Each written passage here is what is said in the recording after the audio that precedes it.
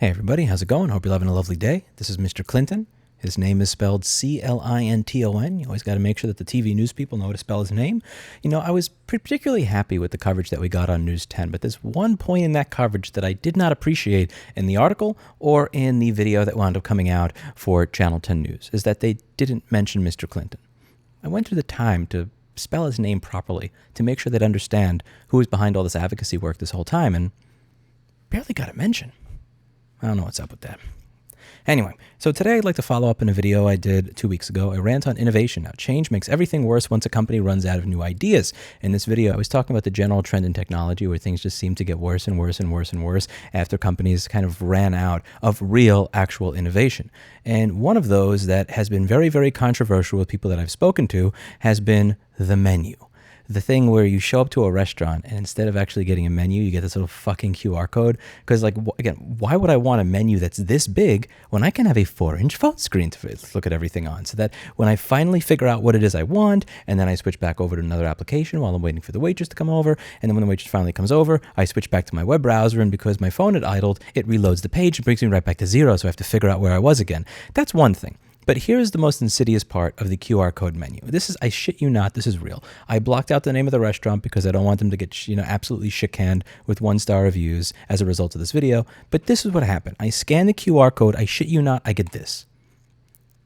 What the fuck is this? So if you take a look at this really closely, here, you'll see. So, okay, so it says lunch, right? When you first click it, this is what it brings you to.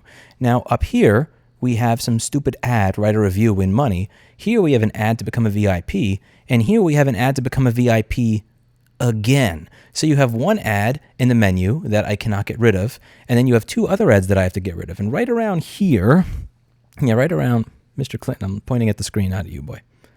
This may not work because the cat may not allow it.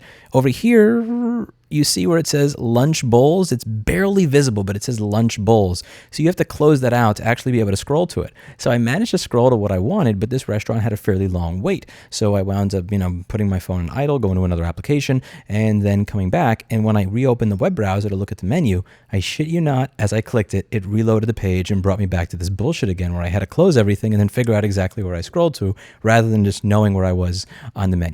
Now, I have gone to restaurants where they have said, if I ask for a regular menu, do you not know how to use the QR code? Do you have a problem using the QR code? Oh, let me show you how to use... No. I know how to use the QR code. I know how to use a QR code scanner. Thank you very much. I fully understand technology. I'm sick and tired of this dog shit right over here where, again, like...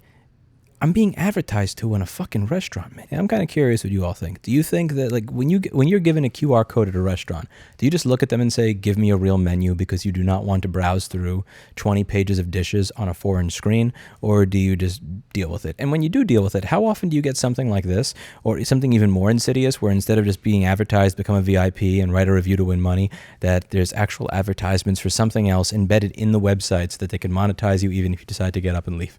I'm very curious. Let me know what you think in the comments down below. That's it for today. And as always, I hope you learned something. I'll see you all in the next video. Bye now.